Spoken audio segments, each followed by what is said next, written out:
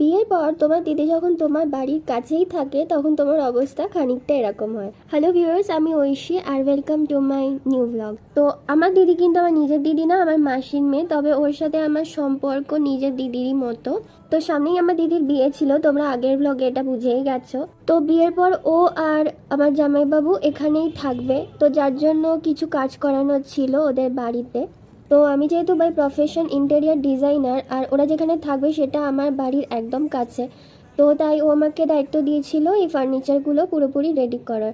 তো বলা মাত্রই আমি ডিজাইন, প্লাই, ল্যামিনেট সব কিছু ফাইনালাইজ করে দিদিকে দিয়ে একবার দেখিয়ে নিয়েই সঙ্গে সঙ্গে অর্ডার দিয়ে দিয়েছিলাম আমার কার্পেন্টারদেরকে এটা বানানোর, কারণ সময় একদম বেশি ছিল না, মোটে 15 দিন বাকি ছিল। আর এই ভিডিওটা দিদির বিয়ের ঠিক 3 দিন আগের ভিডিও, যেদিনকে ফাইনালি ফার্নিচারগুলো সব ফিট করা হচ্ছিল।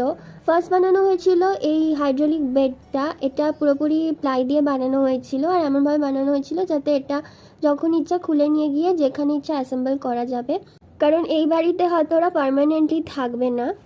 আর নেক্সট যেটাও আমাকে বানাতে দিয়েছিল সেটা হচ্ছে এই সুন্দর পূজা ইউনিটটা।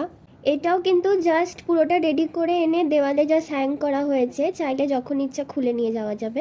আর এই দুটোই হচ্ছে একদম আমাদের ইকোনমিক রেঞ্জের কাজ, যেটা শুধুমাত্র প্লাই আর ল্যামিনেট দিয়ে বানানো হয়, আর কোনো প্রোডাক্ট ইউজ করা হয় না। নেক্সট আসছি এই আলনাটাতে। এটা অ্যাকচুয়ালি লোহার একটা আলনা, যেটা আমার দিদি অনলাইনে অর্ডার দিয়েছিল, আমার বাড়িতেই এসেছিলো। তো এটা যখন আমি অ্যাসেম্বল করতে যাচ্ছিলাম এটা ঠিকভাবে হচ্ছিল না, একটা জায়গায় বারবার আটকে যাচ্ছিল। তো ওনাদের বলতে ওনারা এটা ঠিক করে লাগিয়ে দিলেন।